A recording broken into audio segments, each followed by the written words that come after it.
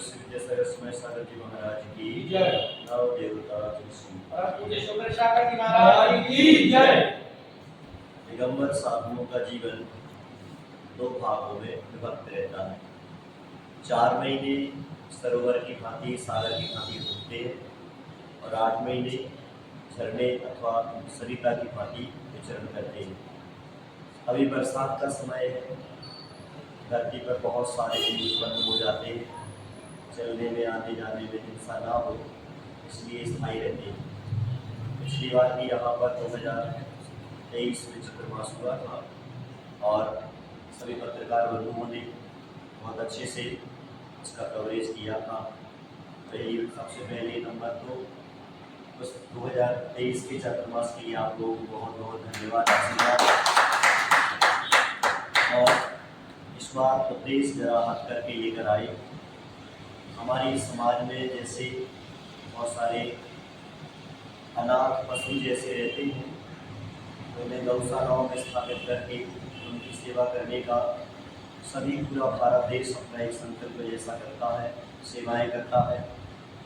उनकी सेवाएं तो हो जाती हैं, किंतु वर्तमान में हमारे गांव में कुछ संस्कारों में कमियां आ रही हैं समाज में, और उसको लेकर के हमारे जो वृद्ध लोग, बूढ़े लोग हैं, उनकी स्थितियाँ खराब हो रही है।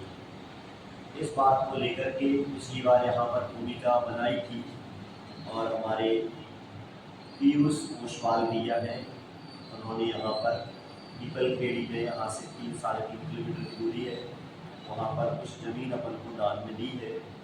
तो उस स्थान पर एक ऐसा धाम बनाना है जिसमें कहीं से कोई व्यक्ति जो अपने परिवार के द्वारा प्रताड़ित हो अथवा उसकी बुढ़ापे में कोई व्यवस्था ना हो, तो वहाँ पर वो रह कर के और अपना बुढ़ापे का समय भगवान की भक्ति के साथ आराम से व्यतीत कर सके, उसे बुढ़ापे में किसी प्रकार की कोई परेशानी ना हो, ऐसा एक मानस लेकर के और एक धाम बनाने का इन लोगों ने मानस बनाया। तो फिर उस अपेक्षा से हम यहाँ पर आए। साथ साथ में हमारे समाज में जो युवा पीढ़ी है, ये धर्म से, अच्छे संस्कारों से, माता पिता की सेवा से और प्राणियों की रक्षा दया से दूर ना हो जाए, इस अपेक्षा से कुछ भावना लेकर के भी यहाँ पर चातुर्मास का अनुष्ठान चल रहा है, जिसमें विशेष रूप से सबसे बड़ी भूमिका रहती है समाज के निर्माण में हमारी माताओं बहनों की। तो ऐसा एक बेटी सम्मेलन का भी एक आयोजन यहाँ पर चतुर्मास में होने वाला है। पिछली बार भी किया था, उसके अच्छे परिणाम निकले, ऐसा फिर से एक भाव बनाया। साथ साथ में हम लोग अपनी ये परोपकार की सारी क्रियाएं धर्म करें, लेकिन अपने आत्मा के कल्याण से विचलित ना हो जाए, परिवार की सेवा संस्कारों से विचलित ना हो जाए, ऐसा ही एक भाव रहता है। उसके लिए सारा प्रयास जारी है।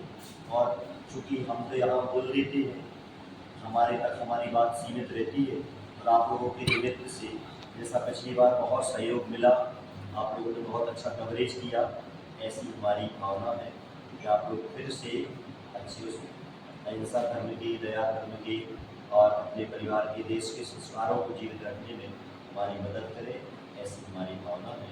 और इसी के साथ आप लोगों को आशीर्वाद। अगर कोई व्यक्ति आपको गाली देता है और आपको गाली सुनने में बुरी लगती है, तो आप अपना नियम बना लें, जब किसी ने हमें गाली दी और हमें बुरा लगा तो हम किसी को गाली नहीं देंगे, क्योंकि उसको भी ये बुरा लगेगा। हमारे यहाँ सिर्फ अपने आप को जीने का अधिकार नहीं है। जैनों का सिद्धांत जो बड़ा है वो सिर्फ अपने जैनों तक सीमित नहीं। उनका सिद्धांत है खुद जियो और दूसरों को भी जीने दो। ये सिद्धांत चला है जियो और जीने दो। और अगर आप थोड़ा सा गीता पर ध्यान देंगे तो जब कृष्ण जी अर्जुन जी को समझा रहे हैं और कह रहे हैं कि भाई अधर्म का प्रभाव बहुत बढ़ गया है, तुम्हें युद्ध करना होगा, तो अर्जुन जी युद्ध करने के लिए तैयार नहीं होते। उस समय में कृष्ण जी ने उन्हें 19,000 श्लोक के बाद गीता का उपदेश दिया। और उपदेश देने के बाद जब वो घर से बाहर निकलते हैं तो कृष्ण जी से अर्जुन जी पूछते हैं कि हम लोग इतना बड़ा काम करने जा रहे हैं कि ये क्या उचित है, हम इतना नरसंहार होगा इसमें, क्या उचित है? कृष्ण जी ने वहाँ पर कहा, घर में गीता का श्लोक है, घर में महतो हंती धर्मो रक्षति रक्षता, जो धर्म का नाश करता है धर्म उसका नाश कर देगा, और जो धर्म की रक्षा करता है धर्म उसकी रक्षा करता है। तो अर्जुन जी ने पूछा कि आगे हम क्या समझे, किसको धर्म कहते हैं?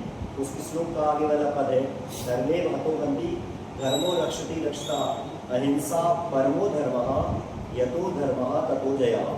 यह धर्म जहाँ भी होगा वहाँ पर आपकी विजय होगी। और ऐसा कृष्ण जी ने अर्जुन जी को उपदेश दिया। गीता के श्लोक में आप ये श्लोक पढ़ सकते हैं। अर्थात हम यहाँ पर अहिंसा की रक्षा और व्यवस्था बनाने के लिए कोई काम करते हैं, इसी का नाम सबसे बड़ा धर्म है। क्योंकि अगर हमने मान के चलो अपने आप के जीवन की रक्षा करने के लिए बहुत सारे लोगों को मार दिया, ये तो पाप हो जाएगा। अपने दूसरों की रक्षा करते हुए अपनी रक्षा करना, वहाँ पर महाभारत में इतना जो नरसंहार हुआ, इसमें उनका उद्देश्य किसी को मारना था ही नहीं। उनका उद्देश्य ये था कि जो दुनिया में इतना जो अधर्म का पाप का वर्चस्व बढ़ रहा है ये रोके, और उसके रोकने में ये सब हुआ है। 166 करोड़ 24,000 लोग 18 दिनों में मारे गए थे और 27,000 लापता हुए थे। मुझे कहीं ये प्रमाण मिला तो हमने आप लोगों के सामने रखा। इतना नरसंहार, मतलब एक दिन में लगभग 9 से 10 करोड़ लोग, लगभग 9-10 करोड़ के आसपास लोग मारे जाते थे। महाभारत के 18 दिन की चला 166 करोड़ लोग मारे गए। इसलिए अपन को धर्म की परिभाषा ये बनाना है, दूसरों को अपन सुरक्षित रखें, जियो और जीने दो। अगर अपन गांधी जी से पूछा गया था तो हमारे भारतवासियों की सबसे बड़ी विशेषता क्या है, तो उन्होंने जवाब दिया कि हमारे भारतवासी कितने परेशान हो, कितने दुखी हो जाए, लेकिन कभी अहिंसा धर्म के प्रति और अपने भगवान के प्रति श्रद्धा के प्रति कभी ये कमजोर नहीं होते। ऐसी भावना को लेकर के संस्कार दिए जाते हैं। और धर्म इसी का नाम है कि अपन लोग सब लोग प्रेम भाषण से मिलजुल कर रहे हैं, एक दूसरे को नीचे न दिखाएं और एक दूसरे को गले लगाते हुए आगे बढ़ें। और धर्मशालाओं का, शास्त्रों का नाम तो होता नहीं है। धर्म का मतलब है हमारे हृदय में उत्पन्न होने वाले भाव। अगर मान के चलो हम लोग अपने धार्मिक संस्कारों से कमजोर पड़ते जाएंगे, उन संस्कारों को भूलते जाएंगे अथवा आचरण में, क्रियाओं में नहीं लाएंगे, सदाचार से अगर हम लोग दूर होते जाएंगे, तो एक समय ऐसा आएगा कि जो लोग सदाचार से जानते ही नहीं है सदाचार को, वो लोग अपने यहाँ पर इस धर्म को चौपट कर देंगे। इसलिए हमारा आपका दायित्व बनता है कि हम लोग अपने संस्कारों को जीवित रखें। किसी भी तरीके से हमें जीवित रखना पड़े, अगर जीवित नहीं रखेंगे तो फिर अपना धर्म समाप्त हो जाएगा, चिपकता है।